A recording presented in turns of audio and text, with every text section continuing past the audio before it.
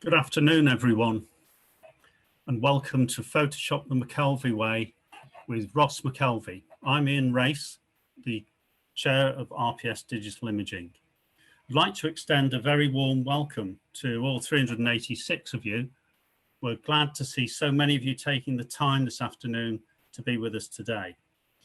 In addition to members of Digital Imaging, we'll have many Royal Photographic Society members and non-members from all over the world.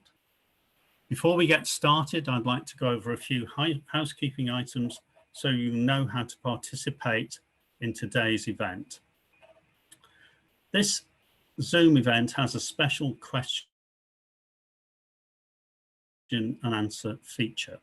At the bottom of the screen, or possibly the top if you're using a tablet, you'll see a Q&A icon.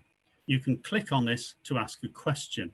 At the end of Ross's presentation, there will be time for him to answer questions. His presentation is so good that you will immediately want to thank him for it, but please don't. There will be an opportunity for your feedback after the event, so please questions only, and Ross will answer as many of your questions as time permits. Without further ado, it's with great pleasure that I introduce Ross McKelvey. Ross holds 2 fellowships and 2 master's qualifications and has been a prolific award winner in international salons and exhibitions for 8 years, being named #1 in the world for large monochrome prints in the Photographic Society of America's Who's Who in Photography in both 2017 and 2018. A PhotoSpeed ambassador, Ross specializes in the print format. Based in Belfast, Northern Ireland, Ross runs studio and fine art workshops in his commercial studio known as Catchlight Studio. As we hand over to Ross, I just want to remind you to use the Q&A feature to ask any questions, which will be answered after the presentation. And over to you, Ross. Thank you, Ian. Good afternoon, everybody, and thank you very much for joining this presentation. I've called it Photoshop the McKelvey Way for no other reason than I can only teach you how I use Photoshop. There are always 4 or 5 different ways to do exactly the same thing in Photoshop. So it doesn't matter that you might know a different way to do the exact same thing that I'm going to do. I always will do it my way. So that's why I've called it Photoshop the McKelvey Way, because as I say, I can only teach you how I use it. I'm in Lightroom here, and I'm going to go straight in and edit this Kingfisher image. Now, the first little tip I have for you is that I am mostly a print worker, and I'm doing exhibition size prints, and they are 50 by 40 mounts, and I always believe life is too short to start cutting mounts. So I buy my mounts from paperspectrum.co.uk, and they come with a pre-cut window. And one of the windows that they have is 36 by 26 centimeters. And the advantage of that 36 by 26 window is that it gives you an even 7-centimeter border all around. And that means if you buy those pre-cut 50 by 40 mounts, whether you're doing an upright or a landscape orientation print, your mount will be perfect because the border is even all around. And whenever I'm cropping, so if I go into the develop mode, you'll see that I have cropped this image, but I've cropped it to a ratio of 3.6 by 2.6.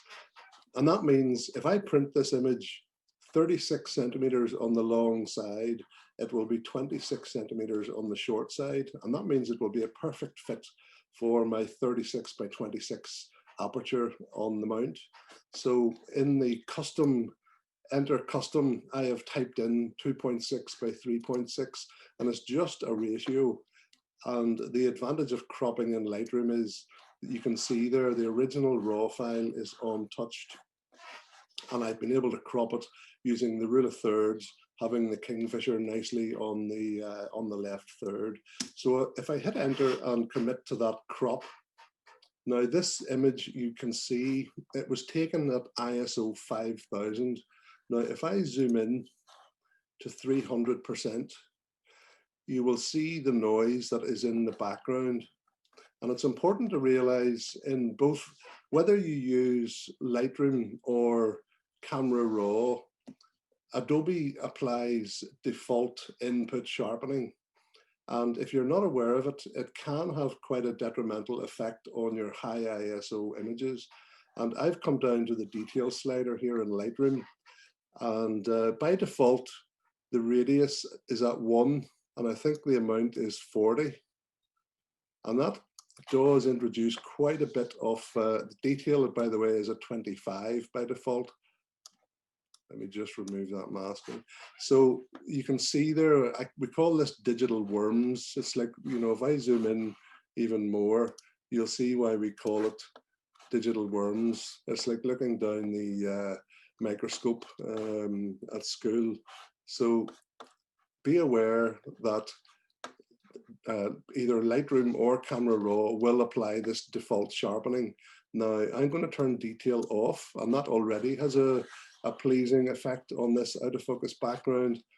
The radius is 1, and I normally advise bringing that, if you bring it all the way to the left, it's 0.5 of a pixel, and either leave it there or just move it 1 more to the right, which is 0.6. But the real trick with this is to use the masking tool. If I move the masking tool to the right, nothing happens. But if I hold the Option key, you can see the mask. And the black areas are not being sharpened at all. And by the time I get to 80 on this image, you can see that the lovely out of focus background that has camera noise at ISO 5000 is receiving absolutely no sharpening whatsoever. But the branch, the kingfisher and the minnow are receiving a low level amount of input sharpening. So dealing with highlights and shadows, if I just double click and bring these back to their defaults. So one of the things that I advertised was, I'm going to teach you how not to be a wanger. What does a wanger do? A wanger wangs the sliders, and they've no idea whether they wang it 30 or 40 or whatever. I prefer to work in more precise manner. And you do that by simply clicking on the word highlights and then using the minus key. And every touch of the minus key brings the highlights down 5. If you want to go down further, hold the shift key and hit the minus, and that brings you down 20 at a time. But I'm going to bring the highlights down about 30 there. Shadows, click on shadows. The plus sign goes up 5 at a time. Now you'll see up here on the histogram, I have the highlight and shadow warnings on. You can see there's a bit of blue in the shadow warning, and you can see a tiny bit of blue paint in the eye of the kingfisher. So if I hit the black slider and hit plus and wait for that blue to disappear, it took me to get to plus 15 for that blocked up shadow to disappear. So I've now dealt with, I'm happy with the color temperature, I'm happy with the highlights and the shadows. I've removed any of the default sharpening that will destroy that lovely out of focus background. And I'm now just going to send it straight into Photoshop. I'm going to process this according to what I would call the strict nature rules, which apply to international competition. You cannot clone something out or clone something in, etc. Or if there was no catchlight in the eye, you can't clone one in. You know, but the fact that the catchlight is there means that you can enhance it. So I'm just going to do that very quickly. Now, the way I work is duplicate layers, Command J. For Windows people, it will be Control J. So Command J on a Mac gives me a duplicate layer, and I will go to the Dodge tool, and it's set to work on highlights. You can set it to work on either shadows, midtones, or highlights. Now, in fact, that's more of a mid-tone at the moment. So I'll just set it to work on mid-tones initially. And I'll just give it a bit of a pass. And now, because I've turned it to a highlight, I'm going to turn it on the highlights and just give it another pass. The beauty of working on duplicate layers is that you can turn off the top layer and see where you have started and where you've finished. And once I'm happy with it, I just simply flatten image. Now, the first thing I do normally whenever I flatten it is Command J for another duplicate layer. If you're going to do an L panel, you want to make sure that you can demonstrate that you can control the highlights. And it looks to me as if the highlights on the neck of this kingfisher are just a little too bright. I know from the histogram in Lightroom, you can see there, it's not blown out. But it does look to me as if there could be a little more detail in there. And I am a great advocate for NIC software. Color FX, Silver FX, Sharpening, etc. They are a brilliant set of piece of software. So I'm going to go into NIC software, Color FX Pro. Now I'm going in with my duplicate layer. By default, NIC software creates its own duplicate layer, but I have stopped it from doing that by going into settings, and it's on this. After clicking OK, by default it says apply the filtered effect to a separate layer, but I've come in with my own separate layer, so I'm going to say no, apply it to the current layer. And you only have to do that once. Once you do it once and close your computer down or close Photoshop, the next time you come in, NIC software will remember that setting and it will apply it to the current layer. Now the one I'm looking for here is called Detail Extractor. And by default, these are the default settings. Mostly what I do is just raise the contrast slider, typically to at least 20, sometimes more. And I'm just going to click OK on that. Now this is being applied to the whole image. Look at what it's doing to the out of focus green background. It is horrible, horrible, but we don't care because I only want it for this little bit of white feathering on the neck of the kingfisher. So if I hit Option or Alt and click on the mask tool, I have blacked that layer out. So the layer of Detail Extractor has been blacked out. If I then go B0, I'm painting at 100% opacity. If I want to paint at 30% opacity, I just hit 3 on the keyboard and you can see up there, the opacity is 30%, but I'm going to go in at 100%, so I've hit 0. And I'm now painting with white on the black mask to reveal just on that bit of bright feathering, the extra bit of detail that I've brought out using NIC software Detail Extractor. Look what that has done in terms of bringing back that added detail on the feathers. And I might just look for a little bit of highlight on the minnow just to bring that back as well. So if we zoom in, Command 1 gets you to 100%, but I'm using a 27-inch Imac here, so it doesn't really fill my screen, so I'm having to zoom in more on this very large screen. But if I turn that off and on, hopefully you can see there the detail that I've brought back. Flatten image. Now, I do think that the branch could be darkened a little, and I'm going to show you. Sometimes you can use blending modes to do that. If I go Command J and create a duplicate layer and turn it to multiply blending mode, only look at the branch. If I now black that out and go B3, I'm painting at 30% with a soft edged brush. And I'm just painting in that layer that is in multiply blending mode, just where I want it to darken the branch. And I don't have to darken all of it.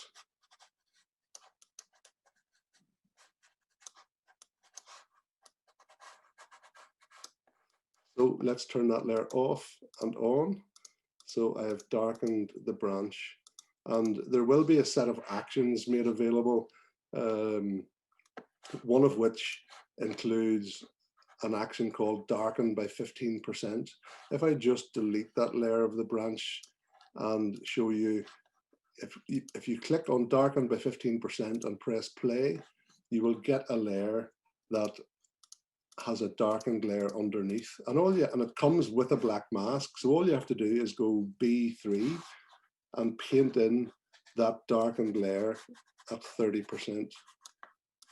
Or 50%, entirely up to you. I'm just teaching you the technique. So as I say, that action set will be available to everybody. So before, after. Let's say I'm happy with it. I flatten image. Now, a darkening vignette is something that you will do on a lot of images. How I do a vignette is with the marquee tool, the rectangular marquee. So I've drawn out a rectangular marquee. If I invert that selection, I have now selected the outside of the image, which is the part that I want to darken with a vignette. Now look, the edges are 90 degrees, but you don't want that. But as soon as I go select modify feather, typically by 400 pixels, the effect of the feathering is to give me those lovely rounded edges on the corners. If I go Command J and put that on a new layer, Command L for levels, and rather than wanging the slider, I double click on 1.00 and I hold the Shift key and I go down arrow, and that brings me down 0.1 at a time. If I want to go down 0.01 at a time, I release the Shift key and just 5 presses brings me down to 0.75. Click OK, and there is my nice soft darkening vignette. Now, why would you go through all those steps every time you wanted to create a vignette?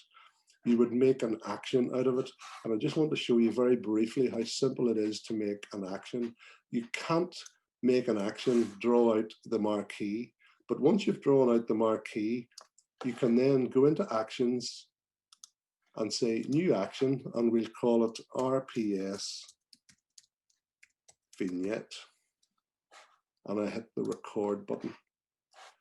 Everything I do now is being recorded, and there's the little red button. So select inverse, select modify feather. Even though it says 400 in there, I want to make typing in 400 part of the action. Otherwise, it will go with whatever happens to be in there whenever you play the action. Command J for a new layer, Command L for levels.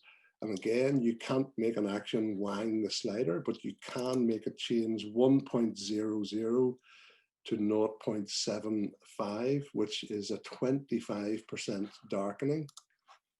And you can then go V7, which reduces the opacity of that layer to 70%. And then I'm going to hit stop recording. There are all the steps in that new action, RPS Vignette. If I delete that, anytime I want a vignette now, all I have to do is draw out the marquee. Sometimes I'll draw out a narrow one, sometimes I'll draw out a broad one, and just go into RPS Vignette and press play. And there it is in a split second, a darkening vignette, and it's even at 70% opacity. I always say, if you like something at 100%, you'll love it at 70% on the basis that less is more. So let's just flatten that image. The only other thing I would do to this is also in Nik software, Color FX Pro, and darken, lighten, center. Now, by default, it brightens the center by 25%, and it darkens the border by -50. If I already have a dark border, I will go to a low value like -10 or 12. This is a bright border, so I'll probably go to about -30 odd. And the center size is at 55. I always advocate 20 or less. I'm going to go to about 16. And this is the key, place center. Think of it as the center of attention. Where do you want the judge or the viewer to look? And I'm going to place the center just in between the eye and the minnow, somewhere along the beak here. And I'm now going to click OK on that. And the beauty of the duplicate layer, before, after, before, after. I have used brightness values, even though I had already done a vignette. It took that dark and lightened center to make this area here the brighter part of the image. And if I go V7 and take a third off, it still does what it says on the tin. And I'm now going to flatten image. The only thing remaining to do with this is to sharpen it. Now, I'm going to use a camera raw filter to sharpen this for output. Command J, filter, camera raw. And if we go to the detail slider, by default, it is off when you come in here. So I'm going to turn that up to about 100. I'm going to adopt the same approach with the radius. I'm going to make it 0.6.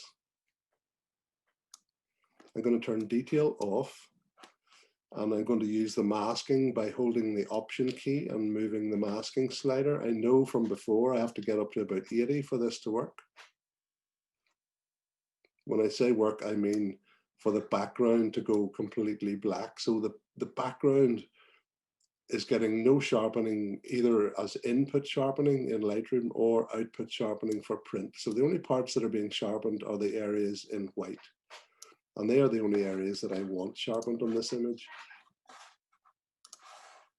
Flatten image. Command 1 to look at it at 100%, and it is beautifully sharp. And trust me, this makes a beautiful print. The out of focus parts of the background are not a distraction. There's no issue there.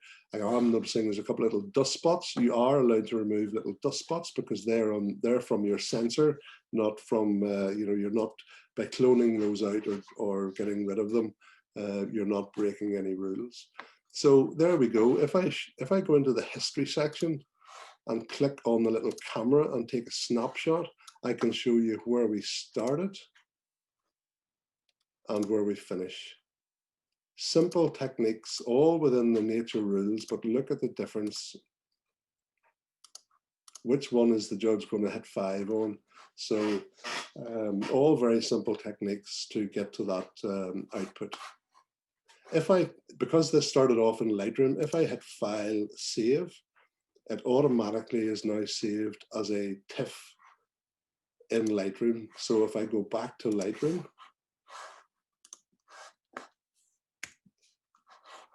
there is my edit TIFF file, and there is the original raw file. If I come back tomorrow and want to change the crop, go into the develop mode. Let's say I wanted to make it square.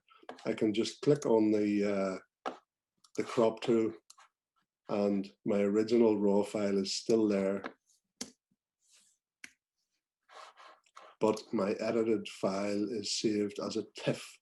There we go. So that is the first image I'm going to work on. The second one I'm going to work on is called Freda. Most of you will be aware of this beautiful Dutch lady, Freda. She's now unfortunately married and living in Canada, so she's very far away, and we've maybe seen the last of Freda as a model. But if I go into the develop mode, I think I've already cropped this. Yeah, so there I've cropped it to 3.6 by 2.6 for my typical aperture in the 50 by 40 mount. So there's the crop, and I'm just going to click on highlights and hit minus, minus, minus, minus, minus. I'm going to end up about 35, minus 35. Shadows, there's not a lot. You can see here, there's nothing in, there's no blocked up shadow, so there's no reason to be bringing up the shadows. I could even probably hit on blacks and bring it down, -5, -10, -15. So at minus 15, I don't get any blue appearing in here in the blocked up shadows. At minus 20, I did. So I'm just taking it down to minus 15. So I might just bring up the temperature on it actually to warm it up a wee bit for the skin tone. So I click on temperature and use the plus arrow, and I'm going up 50 at a time. I just do this by eye. So I'm happy enough at 6150 and straight into Photoshop. Now I'm going to introduce you to the word judge bait if you're not aware of it. Hopefully this is going to open in Photoshop. There we go. So what do I mean by judge bait? I saw Margaret Salisbury's name there, I think, in the audience. Margaret actually judged my L panel in the Royal a long time ago. Margaret would always watch out for what I call the judge bait. So what is judge bait? This for me is judge bait, this mark on the wall here and this here, because you're dangling those in front of the judge, waiting to see if they're going to take the bait. If they take the bait, they're going to mark you down, or they're going to say, I'm sorry, you failed your L panel because this here is catching my eye. And if it is catching my eye, it's a distraction. It's taking me away from the subject. And therefore I'm taking the bait. But if you remove the bait, then they can't take it in the first place. So Command J for a duplicate layer. Now, I would typically do this with the spot healing brush tool, and I can make it bigger or smaller using the right and left square bracket keys. If you use the mouse, you have to make the brush the same size as the blemish that you're going to deal with. So you're making it smaller or bigger. I'm going to use the Wacom pen here. The beauty of the Wacom pen is that I can leave the brush at a large size, but I can use pressure to get rid of the distractions. And if it's large, I lean heavily. If it's small, I just give it a very light press. So I'm getting rid of anything that I see as a distraction. There is a tiny little dark mark there on the shoulder, and just actually making that small to just try and deal with that on the edge. So it's gone.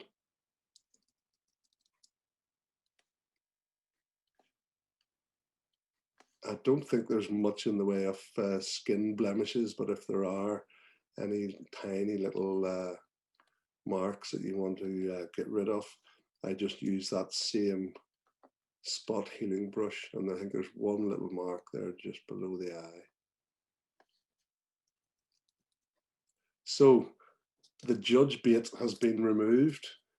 If I turn that off and bring back the distractions, you can see now why we call it judge bait, because those little marks that are that have been removed really were attention grabbing, and now they've been removed. So once they're removed, flatten image.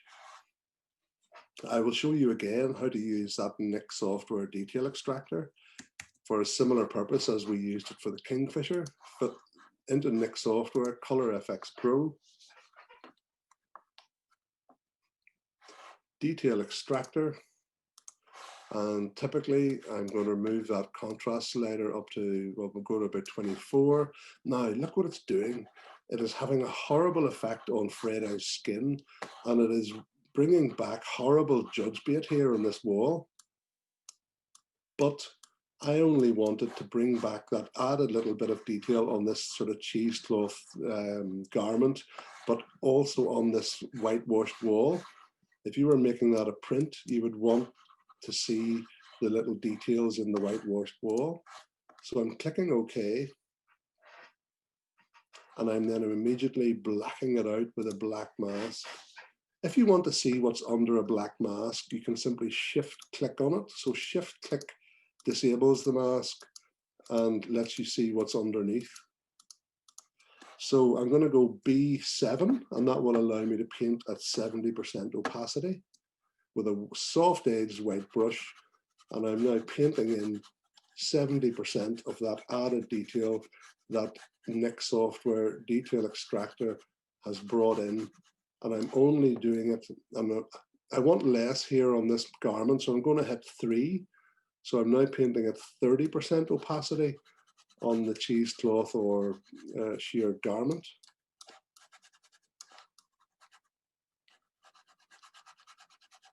That could be quite subtle in terms of having an effect.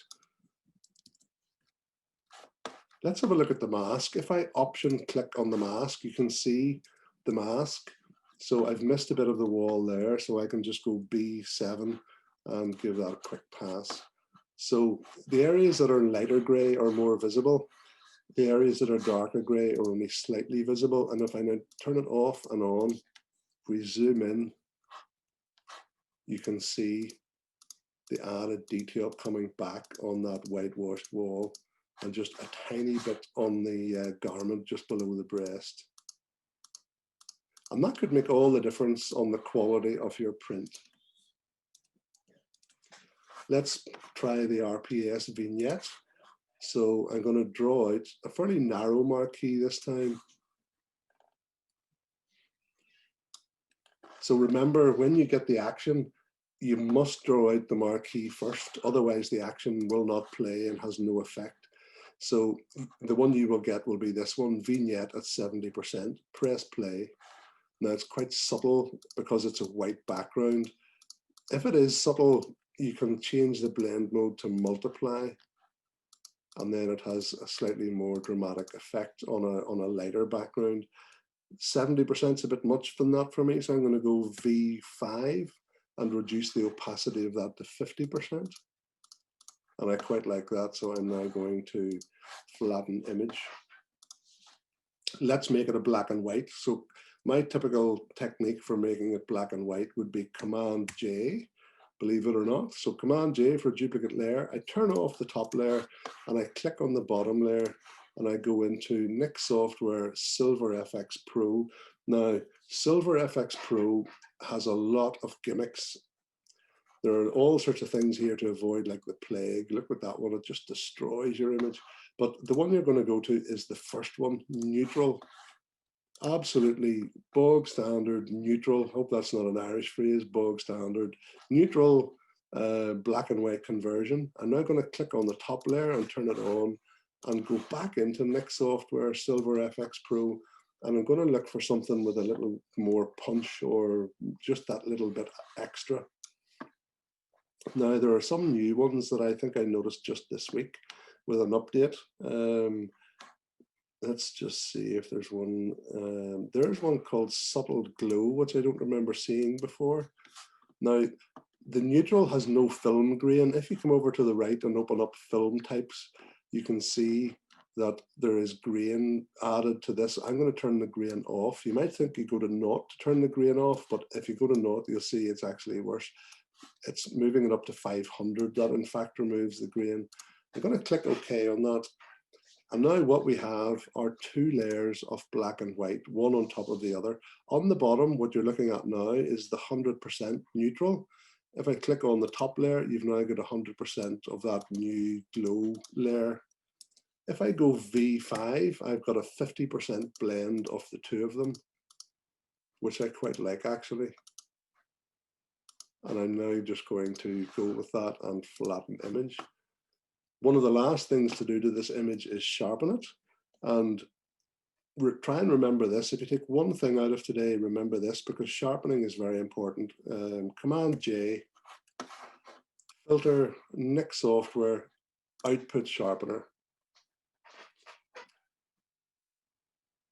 Now, by default, it sharpens for display, but I'm sharpening for print. But I use this technique no matter what I'm sharpening for. I change it to inkjet.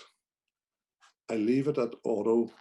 I change the paper type to luster, and again, it doesn't matter whether I'm printing it on luster or fine art paper or whatever. These are the settings that I go with. Printer resolution, 2400 by 2400. Those are the only settings that you need to know. Inkjet, auto, luster, 2400 by 2400. I don't care what the resolution of your printer is. I don't care if somebody else is printing your prints. I don't care if the resolution of your printer is twice that or half that.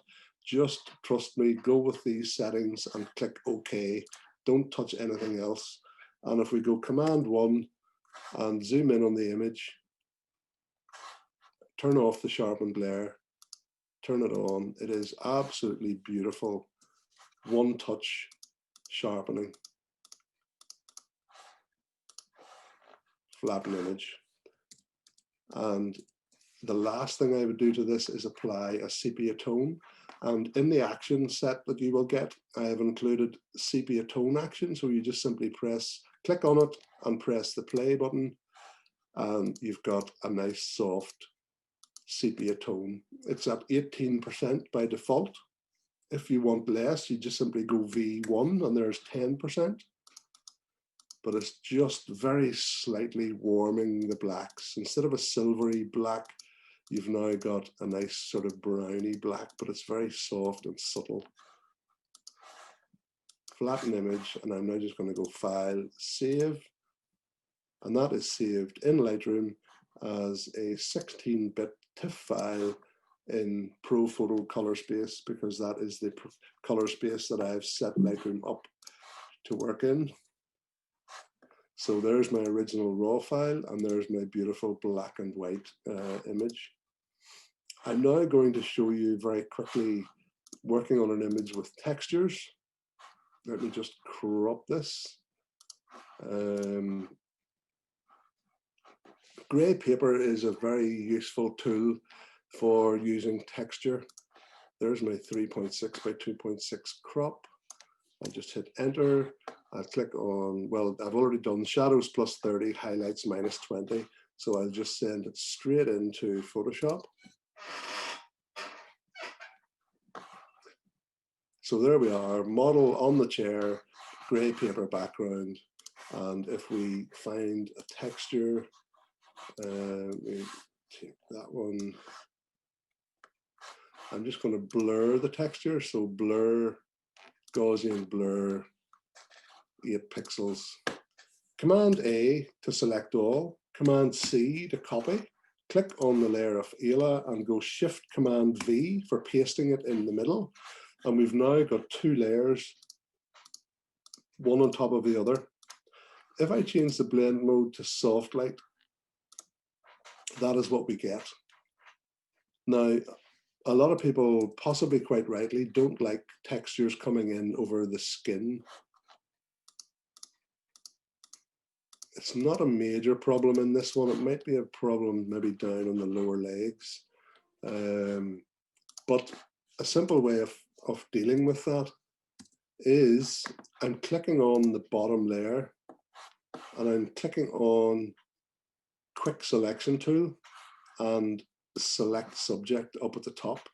And that has given me a fairly rough and ready selection of the model. So I'll just show you that again. Command D to deselect.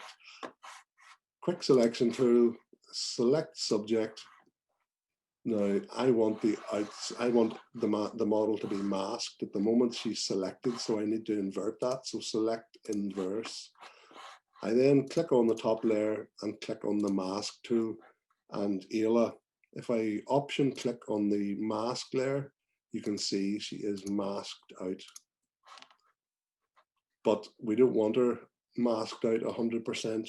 If I option click on the mask layer, B3 with a soft edged white brush, I don't even need to worry about where I'm painting.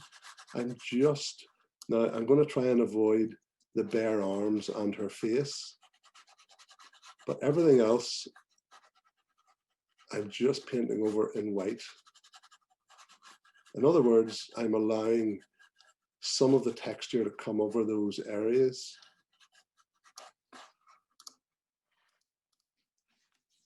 If I shift click on the mask, you can see the effect of what I've just done on the mask.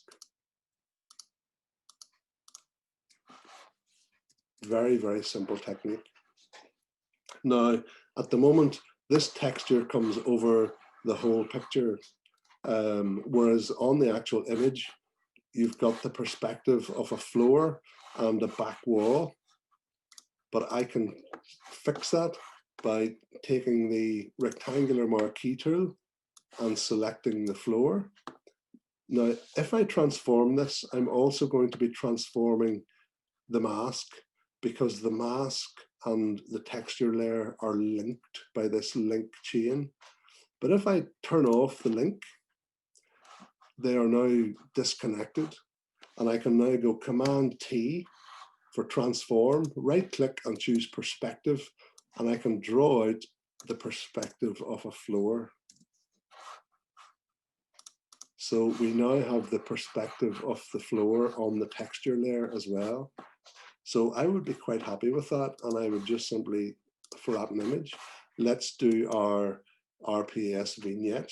And the beauty of that action that you're going to get for vignette, you don't have to use the rectangular marquee tool. You could use the elliptical marquee tool like so. Come over to vignette 70%, press play, and there's the effect of it. If you're happy with it, flatten image. Another way to use it, if you want to darken the floor, I'm drawing out a circular ellipse, or rather an ellipse. And whenever I release the mouse, the marching ants are going to disappear, apart from the marching ants that are on the floor part of the image. So just look what I've done. So do you appreciate what I've done? The ellipse will disappear as soon as I release the mouse. So this is the part that's going to be darkened, because this is the only part of the image that is outside the edge of the ellipse. Vignette at 70%, press play, and I've darkened the floor. So that vignette action can be so good for many things. So if I take a snapshot of where we are, and there's the before and there's the after. So I'll just very quickly, I'm not going to save that one, I'll just very quickly show you that on another image. Lightroom G for grid. We'll do it on this one. I'll just send it straight into Photoshop. So I only took this image last Sunday, actually. There we go. And I have a beautiful texture ready for this image, which is, where did I put it?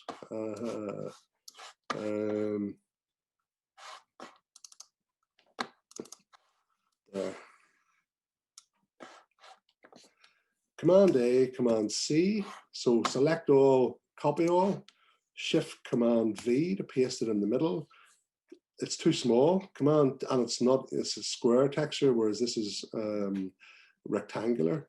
Command T for transform. Hold the Shift key and draw that up to the right corner. Draw that down to the left corner, and we have transformed it to fit this image.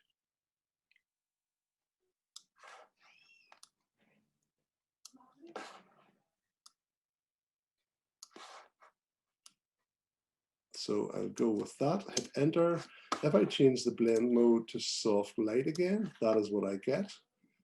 But I don't want, look what it has done to the model's skin tone. So again, I'm going to click on the bottom layer, click on quick selection tool, select subject, and inverse the selection, and then turn on the top layer and click on the mask tool.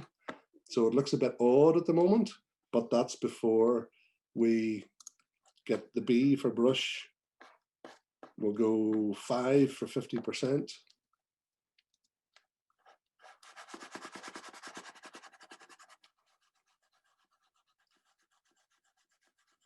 I'm staying away from her face.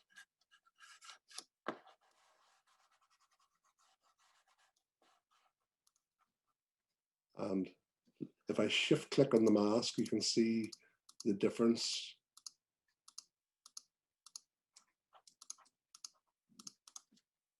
And that's pretty good. If you want the background to be slightly more dense, it's already at 100%. If I go Command J and create another one, I've got 2 layers of texture at 100%, but 2 layers at 100% is too much. But I can simply go V3, say, on the top layer, and that's the effect of an extra 30% on the texture layer. And it actually copies, going Command J copies the mask that I created as well.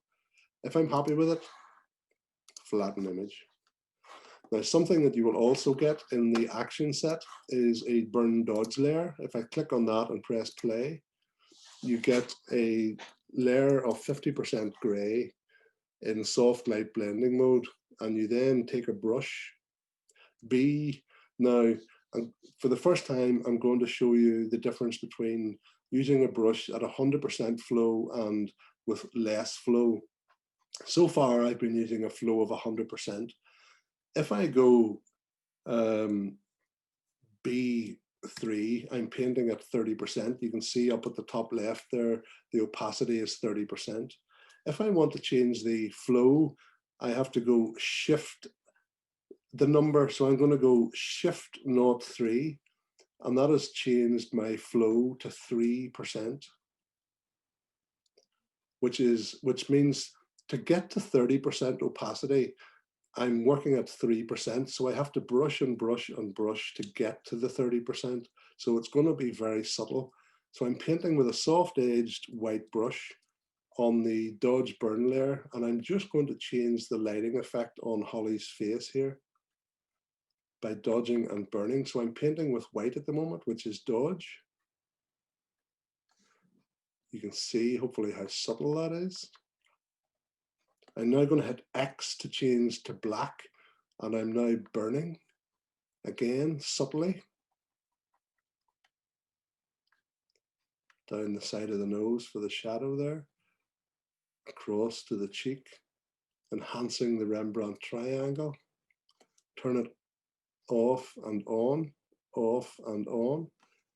and you can see I have enhanced the lighting pattern that was already there by dodging and burning. Before, after, just give it a wee bit more dodging. So X to go back to white, and just give that bright side of the face a little more dodging.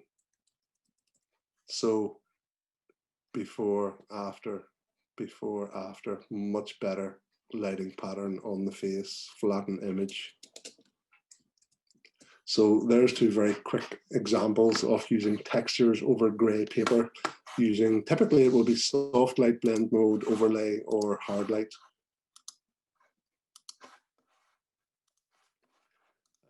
Back into Lightroom, G for the grid view, and we will go to Gerald. So Gerald is a mate of mine. He's a very good photographer, member of Catchlight Camera Club. If I go into the develop mode and click on the crop tool, you'll see where I've cropped it again to this 3.6 by 2.6 ratio. I've brought highlights down -20, shadows up 80, and blacks up 25, and that is to get rid of that blue paint in the shadow warning box. I'm just going to bring it straight into Photoshop. Now, I can just hear Margaret already. Look at that. I'm going to fail your L panel. Look at that. So this, to me, is judge bait. It's a lock of hair that is outside the hood, and it has caught a highlight from the softbox. So it is very demanding of attention, and if it's catching your eye, it's taking you away from the subject. So how do we get rid of it? Command J. I'm going to do it with 3 presses of the keyboard, and I'm just using the mouse here, not the Wacom pen. So 3 presses of the keyboard, Shift, Backspace, Enter, and it's gone. Before, after, before, after. So if I go Command Z to show you what I did there, Command Z,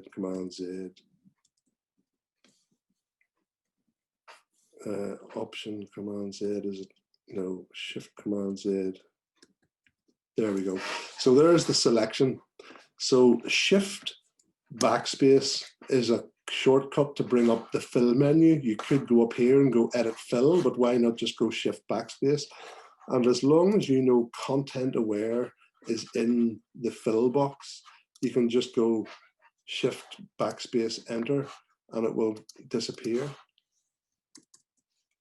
So 3 presses of the keyboard can get rid of problem areas, like for instance these couple of hairs. So I've selected that one just using the lasso. I'm now holding the shift key to select this other hair, and I'll just go shift backspace enter and it's gone. Let's get rid of this hair here. Shift backspace enter, gone. So having got rid of the judge bait, flatten image, immediately Command J for another duplicate layer. I'm going to brighten his eyes. You can do it by curves brightening, levels brightening. I'm going to show you one which is called Image Adjustment Shadow Highlights. And on the basis that less is more, I'm just going to bring 35 back to 30 and 50 down to 40. And click OK. Now that has been applied to the whole image. Option and mask blacks it out. Now I'm going to recommend you go B0 for 100%. So B0 and Shift 0 returns my flow to 100%. Why? Because if you go in and try and subtly build it up on the eye until you get it to the point where you like it, you then have to go onto the other eye and try and do exactly the same. And trust me, you will be there all day trying to get them to look the same. Whereas if you go in full hog, 100% opacity, 100% flow on both eyes, they will both look the same, but they will both look mad. But Gerald doesn't care. We're going to reduce the opacity to taste.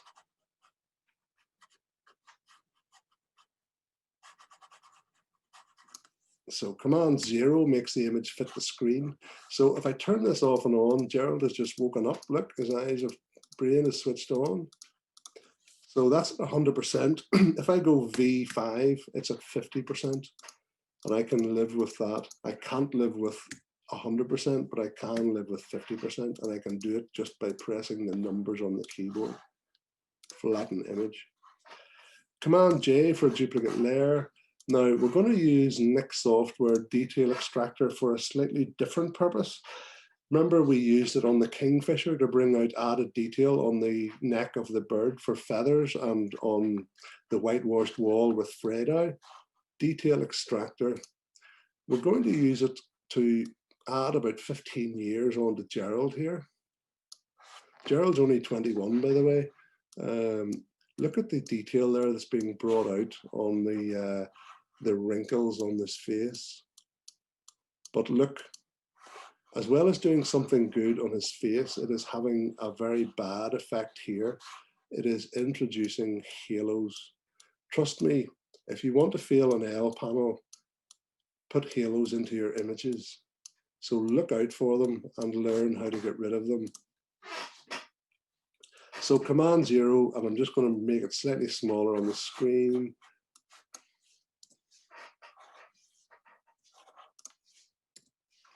So look at the halos at the edge, but it doesn't matter because I'm going to black them out with the mask. So Option Mask.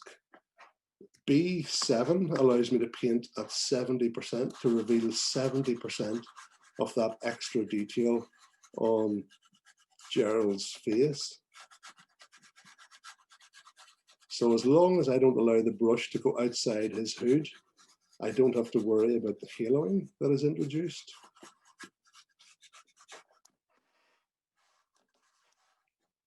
Before, after, before, after. Flatten image. Let's give it a vignette before we go any further and forget. So I'll do an elliptical one.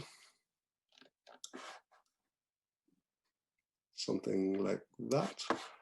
Over to vignette, 70%, press play. Before, after, happy with it. Flatten image. Let's make it a black and white. So Command J, turn off the top layer, click on the bottom layer. Hopefully you know what we're going to do. So my workflow is typically repetitive. Click on the neutral, click OK. So there's our neutral starting point. Back into Silver FX Pro.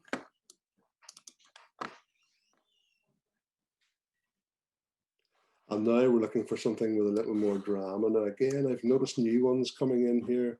One of which was called Intensifier, which is quite a nice one. There it is there, Intensifier. There's also one more silver and one called Contrasty. But there was one I noticed this morning when I was preparing for this. What was it called? Gritty. There it is there. Gritty. Now, yes, it does have a lot of grain, so I want to turn that grain off. But look, there is a hint of haloing coming in again. Look, over here, haloing. So be aware of that. So I'm just going to click OK on that. So I can't really blend these at the moment because if I blend at say 50%, I'm going to get 50% of that haloing still remaining. So I'm going to get rid of the haloing first by just simply putting on a white mask. A white mask has absolutely no effect. It's like putting a sheet of clear glass over your image. It has no effect. So B for brush, X to paint in black, not to paint at 100%. And I'm now blacking out the area where halos were introduced. So you can see if I option click on the mask, those areas have been blacked out. And if I now go V5, I've got a 50% blend. If I prefer the top layer, I will go for a number higher than 5. If I prefer the bottom layer, I'll go for a number less than 5. Because if I go 6, it's a 60-40 blend, 60 on top and 40 below. If I preferred it the other way around, I would go 4 and it would be 40% the top and 60% the bottom. So I quite like the top one, so I'm going to go 7 for a 70-30 blend and flatten image. Command J, filter back into Nik software, Color FX Pro. So even though it is a black and white image, you can still go into Color FX Pro and there's a filter called Tonal Contrast. Let's have a look what it does with the default settings. So yes, it introduces halos again. Look at the edge of the hood, halos, but I'm just looking at his face and it's having like a one-click dodge and burn effect. The highlights here are being dodged and the shadows are being burned. So that's really like a one-click dodging and burning, but we're going to paint it in only where we want it by option clicking on the mask tool to black it out. I need to restore my foreground color to white, so I just hit X to do that. And we'll go B7 again. And I'm now painting in 70% of that dodging and burning from Tonal Contrast in Nik software, just where I want it.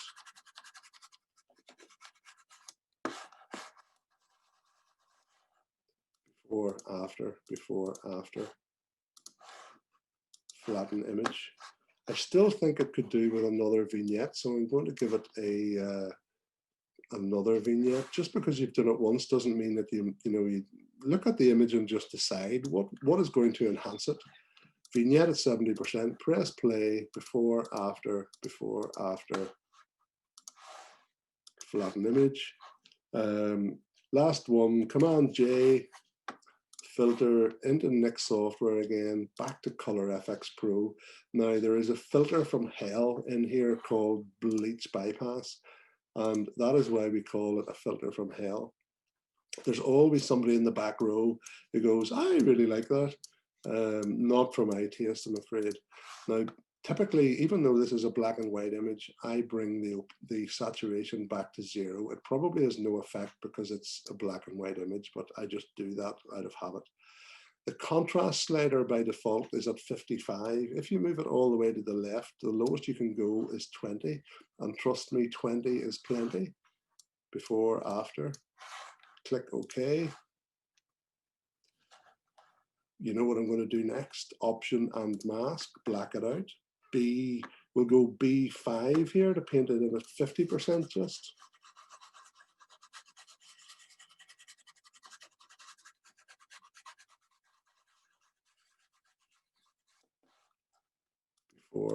Before, after. It's just a subtle enhancement to it. Flatten image. And to finish it off, we will sharpen it. Command J, filter, next software, output sharpener. It has remembered the settings, inkjet, auto, luster, 2400 by 2400. So I just have to click OK. Let's zoom in on it and see the sharpening. Before, after, before, after. If it's slightly too much on this image, V7, take a third off. Flatten image. So if I take a snapshot in the history section, there's where we started and there's where we finished. Look at that.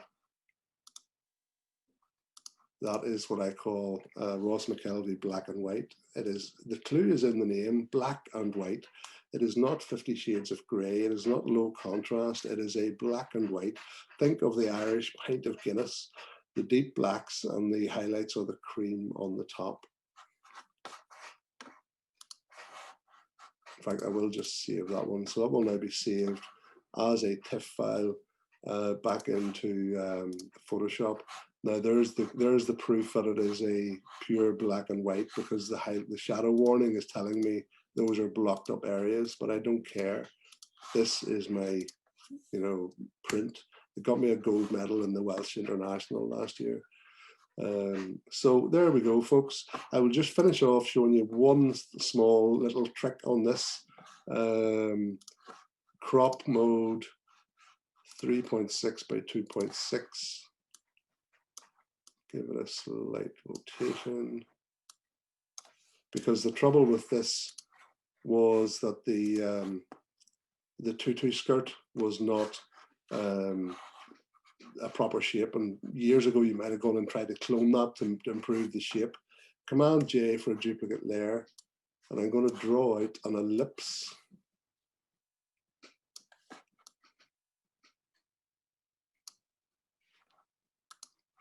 Transform selection.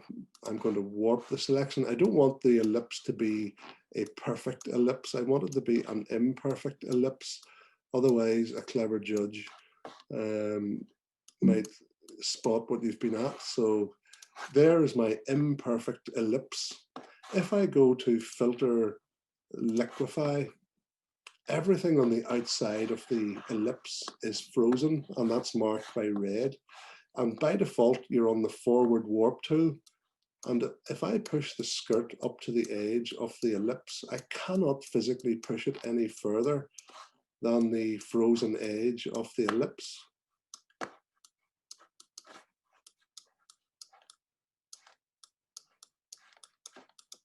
Click OK on that. Command D to deselect. And there we go. Again, the beauty of the duplicate layer, before, after, before, after, and that is fixed. And this is a typical image where you would want to darken the floor. So let's use that RPS ellipse vignette action. So into actions, vignette at 70%, press play, and there's the floor darkened. If I want it more, I can of course go V0 to change the opacity to 100% and flatten image. So in a few seconds, we have gone from that to that.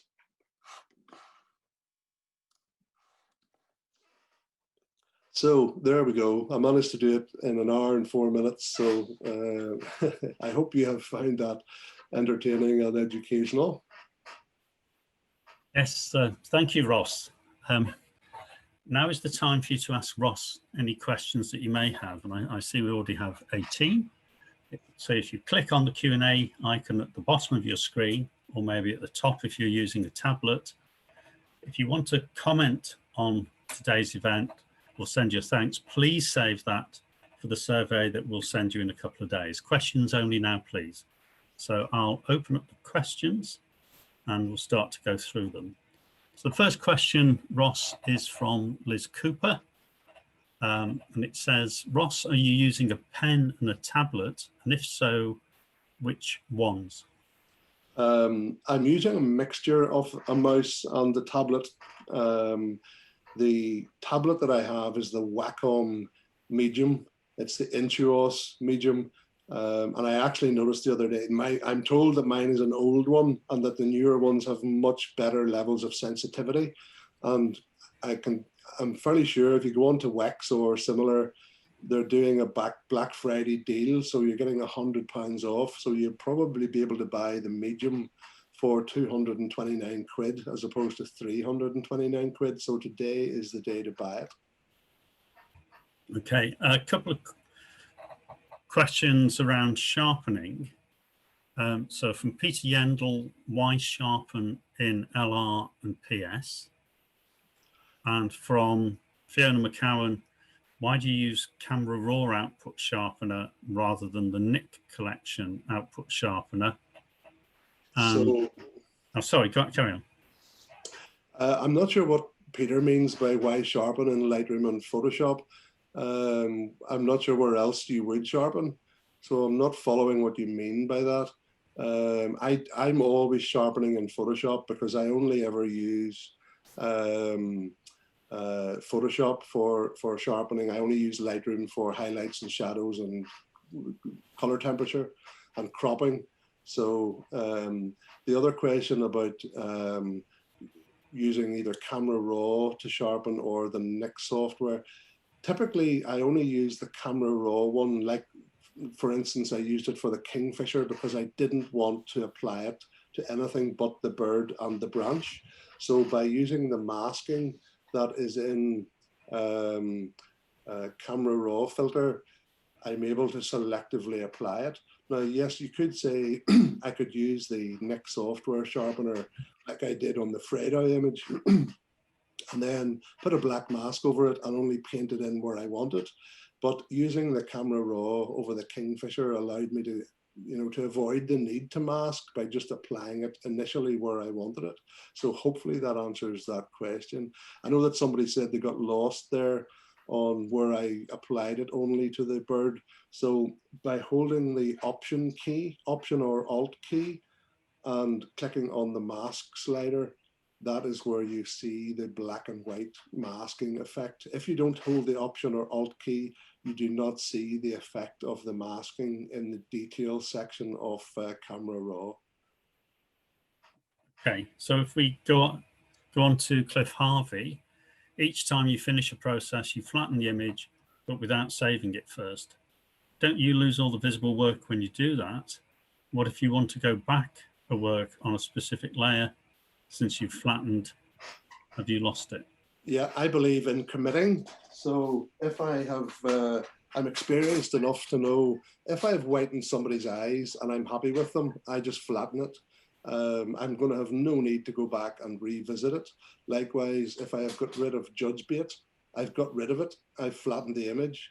If I've missed some, I can remove it extra, but there's no reason I would want to go back to revisit those layers. So there's no need for me to keep them. They're just added layers and making my files. And because of the way I do it with a Command J layer rather than adjustment layers, it makes my files much, much bigger. So I've no need. The only time I ever keep layers is if I've done a composite with quite a convoluted cutout or something. Something that I might want to go back and improve or revisit. So it's only if I'm doing some sort of composite that I actually may, save it as a Photoshop file with all the layers in it. But the McKelvey workflow that I'm teaching you today is definitely make your change to the eyes, get rid of the judge bait, flatten it every time, commit to your changes, and you will learn how to do them correct the first time, commit to them, and yes, you can't revisit them if you mess it up, but that's my workflow. Okay, so Tarina Hill asks, how are you jumping from Lightroom to Photoshop so quickly? I think this is a brand new 27-inch iMac, and I think I've installed the full 64 gig of RAM in it, so it is a fairly fast machine. Likewise, my Nik software filters there, I showed you how to go into settings and turn off the way that Nik software does a duplicate layer, and that will speed up your Nik software. But yeah, on this machine, it is very fast to move from Lightroom to Photoshop. Okay. Cecilia Henderson asks, with the spot healing brush, would Ross use the create texture type or the proximity match instead of content aware?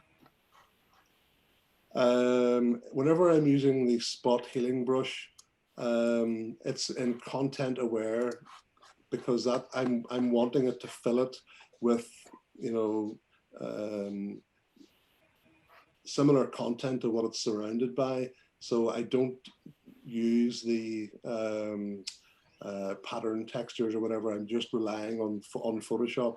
There is a way to go in to, if you go in through the menu system rather than the, I showed you using the spot healing brush. If you want to use content aware fill from the menu system, you can actually specify the part of the image that you want Photoshop to read from. I can show you that very quickly. Am I still able to share the screen? Yes, you can. Into Photoshop. So if I wanted to say fill that with content aware fill, I can go edit content aware fill, and the bits in green are the bits that it's going to read from. So it has done a really good job of avoiding the ballerina, but I'm removing just with the paintbrush. So I am basically telling Photoshop now, read from these green areas and fill that bit there with content aware fill. So that is how you use content aware fill that way. Okay, thank you. So Pauline Martindale asks, where do you get the textures? This is where it depends whether you're producing work commercially or for the likes of PAGB competition. Always read the rules of the competitions that you are working for, because certainly in the PAGB and the competitions that I enter, you have to be using your own textures. And it's remarkable, you can take a photograph of a woolen scarf. Wallpaper is fantastic for textures. If you go into the likes of B&Q and take pictures of wallpaper with your iPhone, you have got fantastic textures. Don't be scared to blur them, to change the hue and saturation, to put one on top of another, etc., to do all sorts of weird and wonderful things to them. So you can create them yourself very, very easily. Cracked wallpaper is fantastic, or sorry, cracked paint on old walls is fantastic. But commercially, you can buy lots of textures from, there are several companies that sell textures, but for commercial people who are selling artwork, etc., they have no concerns. They can use whatever textures they want, whether they've taken them themselves or bought them. But do watch out in competition and read the rules and make sure that you're only using your own textures if that is required by the rules. Okay, thank you. Marsha Kelly asks, what is a halo and why, how is it created? A halo really is fringing, it's white fringing or edging around the edges of, say, somebody's clothing. So hopefully it was fairly obvious around the edge of Gerald's hood in that last image that I processed. The background didn't have any white sort of ghosting until I went into Nik software and ran one of the filters, and then immediately this haloing was introduced. So look out for it. It's called fringing, haloing, ghosting, whatever, but it's basically around the edges of normally where something dark meets something bright or something in between. And Nik software is notorious. Hopefully I demonstrated that. It has no respect for your images. It will you've gone to great effort in Lightroom to control your highlights and shadows. As soon as you put something into one of those Nick software filters, forget about that. It will blow out your highlights, it will block up your shadows, it'll create haloing and edging. So be aware of that, and then just, you know, make sure you use it the way I've shown you, with a black mask, black everything out, and only paint it in where it does good things. Right, okay. And Martin Farrow asks, why do you apply output sharpening? So the files that I was working on were raw files, and raw files need sharpening. They are what they say on the tin. They are raw. They lack contrast. They lack sharpness. They lack saturation. If you don't want to sharpen images or work on contrast, etc., then shoot JPEG, because your camera will then apply sharpening and contrast and saturation. But for a raw file, you most definitely have to sharpen it. So those raw files definitely need sharpened. Okay, and Jenny Hod asks, do you sharpen your images in Lightroom or take sharpening off? I did show on the Kingfisher that the effect of the default input sharpening actually had a detrimental effect to the high ISO image. I will put my hands up and say mostly I am dealing with studio portraiture, taken at ISO 100, and the input sharpening, the default sharpening, although it's there, it does not have a detrimental effect. So I just ignore it. So it is, I leave it on by default. It's only on a high ISO image that I go deliberately looking for the detrimental effect, and then either take control of it or just turn it off. Gerald Merthgo asks, Ross, what about resizing an image in Photoshop? Yes, I do use Photoshop for resizing images, but I will say this, because I'm dealing with print, those images that I have saved as a full-size edit TIFF file in Lightroom, that will be the file that I will print, no matter whether I'm printing a 10 by 8 or for a 50 by 40. I do not resize for a certain print. I will always just print from that same TIFF file. I will not resize it in any shape or fashion just because somebody wants either a larger or a smaller print.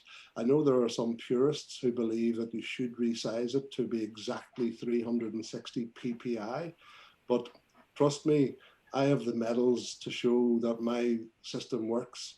And yes, somebody else might say that they have the medals to show that their system works. And that's why I have called this the McKelvey way, because it's my way and it's the only way I can teach you.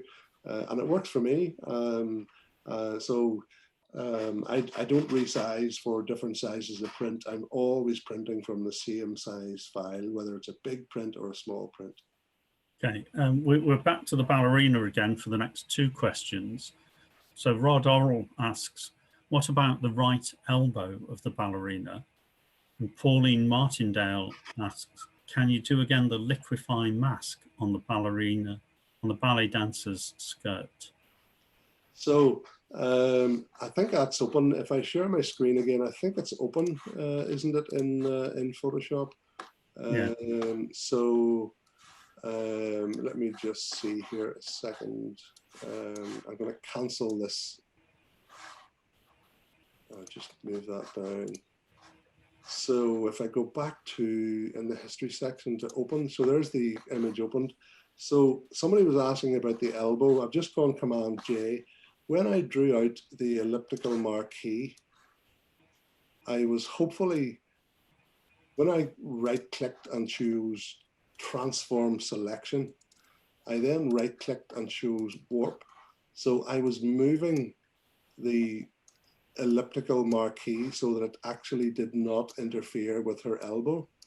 So the subtle viewers will have noticed that. Now maybe I did transform her elbow without noticing it, but hopefully I didn't. But I was quite deliberate whenever I drew out that imperfect ellipse, that I made sure the edges of the ellipse did not mean that I was pushing the edges of her arm. So if I show you that again very quickly, filter liquefy, and you're straight away into the frozen part, and you're straight away on the forward warp tool. So you just have to, with a big brush, don't try and do it with a small brush. So hopefully you can see I'm not interfering with her elbows at all. So click OK, Command D to deselect, turn it off and on, and her elbow is not being, well, in fact, yes, there's a tiny bit of her elbow is being warped. So I could put a mask on that, a white mask, zoom in, BX0 makes me paint at 100%, and I can now paint back her original elbow.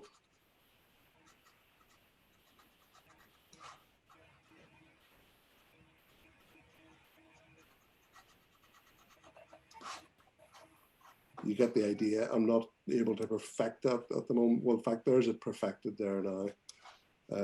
So there's the elbow. So yes, the eagle-eyed amongst you obviously spotted the fact that I must have done something to your elbow, but now I've shown you how to remove it if you do it. Okay, so a couple of questions on the next software. There was 2 questions on the next software. Would you say again the name of the Nick filter from hell? Bleach Bypass. Bleach Bypass. Okay, and for those that are considering buying Nick collection, I'm told that there's a 50% Black Friday, Cyber Monday, 50% discount this weekend. That's from Stephen Roberts. Well, I definitely recommend you take advantage of that, because honestly, if they were to double the price and my computer crashed and I had to buy it again, I would pay double to get it again. It is that crucial to my workflow. Okay. So Graham Blackwell asks, on removing the hair, why did you not convert the steps into an action? Because there's no real need to. It's only 3 presses of the keyboard. So 3 presses of the keyboard, Shift, Backspace, Enter. I see no need to make that into an action. So if you did have an action for it, then all you would have to do is draw a marquee around something that you wanted to be filled with content-aware fill, and then press the action. But I can go Shift, Backspace, Enter as quick as I can play the action. Okay. So Pauline Martindale asks, can these actions be used in Elements? The answer to that is I don't think so. I haven't been in Elements for quite some years, but I would be surprised if Elements had an ability to play actions. Okay, and Sora Bhattacharya asks, Nick Silverflex Pro sometimes makes the image noisy. How would you overcome this? I suspect what you're talking about is the film grain. So some of the filters have grain and they have it fairly heavy. So look out for that. So you can remove that by going on. If a filter does something that you like, go over to the right-hand side of Nick Silver FX, and that is where you can open up the likes of film grain. And as I say, you turn it off by actually moving the slider up to 500 rather than to 0. But I suspect that it's the film grain that you're looking at, not actual noise. So Mary Mitchell asks, hi Ross, what is the spec on your new iMac, as I'm currently looking to upgrade and unsure which to go for, looking at the 27-inch. So just going up to my about this Mac, it is a 27-inch Retina 5K, and it's absolutely brilliant. But a little tip for you, I bought it with 16 gig of RAM, and I then went on to some, I forget what it's called, Memory UK or some shop on the internet, and I bought another 3 sets of 16 gig of RAM, and it was unbelievably easy. Trust me, I can't even hammer a nail into a wall. There is a little compartment on the back of this new iMac. You just literally unscrew it and insert the 3 new pieces of RAM that you've bought for a fraction of the price that Apple would charge you for the same stuff. And I thought, oh, will this work? Have I done it right? And as soon as I turned it on, it came up 64 gig of RAM. So mine is a 27-inch Retina 5K iMac with now 64 gig of RAM. Thank you. So Alan Collins asks, do you do your own printing or use a commercial printer? I do my own printing. I have an Epson 3880. The new version of that is, I think, called the P800. But yeah, the 3880 is a very, very good printer. And if anybody from Northern Ireland is listening and wants one, I have a 3880 for sale that came from a dear friend who unfortunately is now deceased. So if anybody's looking for a 3880, I have one for sale at a very good price. Heather Carslake asks, I see Ross makes very good use of Nick. Does he think the full version rather than my free one is much better? When you say the free one, that is probably the original Nick software, because I can tell you, I can only tell this story with tears running down my face. Initially, you had to buy Nick Color FX on its own, and then you would buy Nick Silver FX on its own, and then you'd buy Nick HDR or something, and they were all like £150 each. And I spent hundreds of pounds on the Nick software to find out that a couple of years later, Google bought them all, and Google immediately made them all available as a bunch for £100. Now, even at that stage, I had tears running down my face. And about 6 months later, Google made them all available for free. And I do have the free version in Dropbox for both Windows and Mac. And yes, they are the old original versions, but my new Apple iMac would not accept them. And I then had to go out and buy them, but I bought them quite happily. I think they were only 70, 80 quid, but as I say, I would pay more. I think they're fantastic. So the only difference is that I now get updates by having paid for the new version. I've had 2 updates in the last 6 months. And as I say, they have introduced a couple of new filters that I actually quite like. So I do believe that it is worth the money. But if your free version still works, then all you've lost out on is a couple of new updates with new filters. Okay. And Barry Badcock asks, do you print from Lightroom or Photoshop or a third-party software? I most definitely print from Photoshop. I have a friend who prints from Lightroom, and I find printing from Lightroom quite complicated. And I actually, the one time I did try it, I had an issue. I can't even remember what the issue was, but no, I print from Photoshop all the time.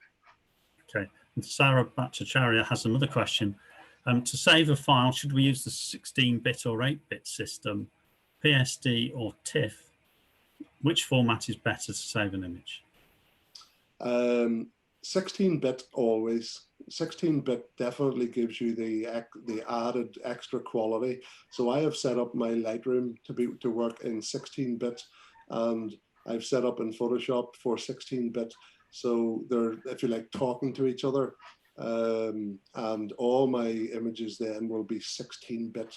So in terms of Photoshop or Tiff, the only time I ever use Photoshop is if I have layers in a file. So if I have layers, I will save it as a Photoshop file.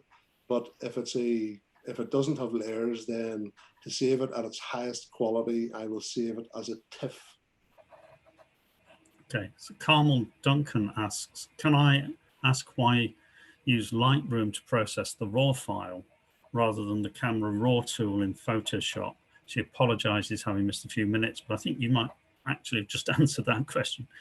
Well, Lightroom, I use Lightroom typically because I use it as a library. So if I do a shoot, whether it's a landscape shoot or a studio shoot or wherever, I bring all the images into Lightroom as a library, and that's where I sort through them to decide which ones I'm actually going to work on.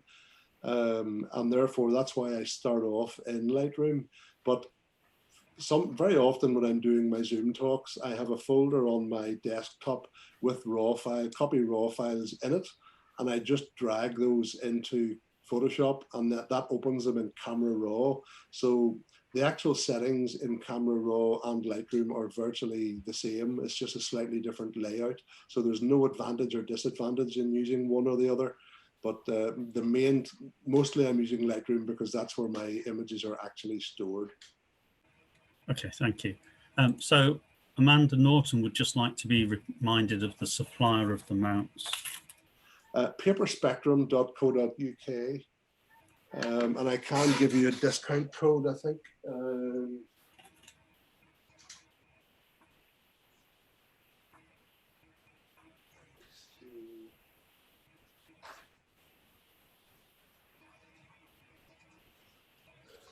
No, I can't put my hand on it at the moment, but I did have a discount code for Paper Spectrum.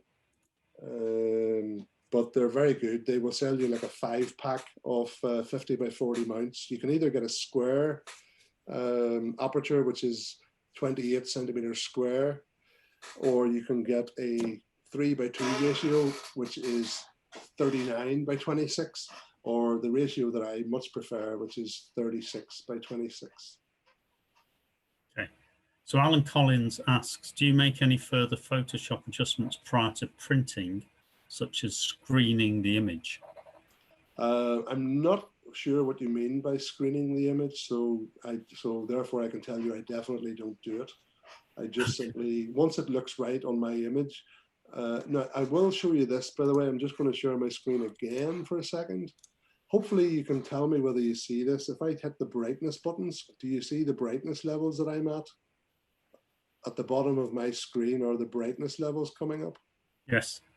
Okay, so there's me that's my full brightness. I go all the way to the bottom and I go 1, 2, 3, 4. That is the brightness level that I'm working at for my prints. Well, for editing my images and putting the print. I've turned it up a wee bit today for the purposes of the projection, if you like. But at that level, literally 3 or 4 brightness level from the very bottom, that is where the brightness of my prints matches more or less the brightness of my screen, because these backlit screens are very, very bright. And that is why if you use a third-party printer, your images will come back darker than you're expecting them, because actually you are fooling yourself by having your screen turned up too bright, and your image is actually much darker than you think it is. That's a good tip. So Julia Crockett asks, is it easy to add nicks to Photoshop? Yeah, once you buy it or get the copy of it and install it, it should automatically go into both Lightroom and Photoshop. You should be able to see it, when it tells you where it's going to install it. Photoshop should come up, so that should happen automatically. Okay. So Tony Murray asks, would it be possible to show us the settings on printing from Photoshop? Tony always prints from Lightroom. Yeah, I can do that very quickly. I will share my screen again. So if I was printing this image from Photoshop, File, Print. So this is a color file. So in color, Photoshop manages color. So I set my paper size, A3, and Photoshop manages color. And then with a color file, you have to pick a paper profile. So I have used what's called a color monkey to create a profile. There are the ones that you can download from Epson. So if I was printing on Luster, I would choose their inbuilt Luster one, but I actually have made my own using the color monkey. And I go into print settings, printer settings, and I choose 16-bit output. Super photo. I don't see the need to go to 2880 DPI. I'm quite happy at the 1440 DPI. High speed, I leave on. The only difference between high speed and not high speed is that as the printer head passes, from left to right, it lays down ink, and then it lays down ink as it comes back from right to left. If you turn off high speed, it only lays down ink in one direction. So it goes in one direction, then lifts, comes back, and then lays it again in the same direction. And that just basically slows it down. I've never noticed a difference in quality. Now, I will show you, if I was printing this, if this was a black and white, I'll just, for the sake of, I'll just quickly make it black and white. Image adjustments. Let me see, image adjustments.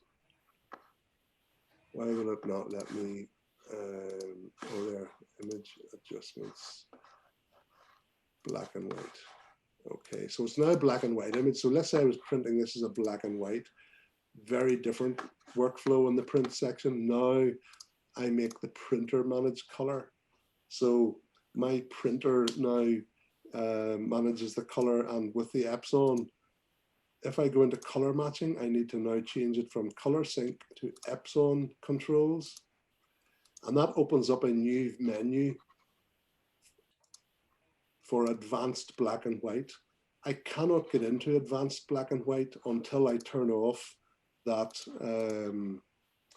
what is it, color matching. So if I was in the default color sync and I go into printer settings, I can't change that, that's grayed out. As soon as I change it, color matching to Epson color controls, I now have the option for what's called advanced black and white photo.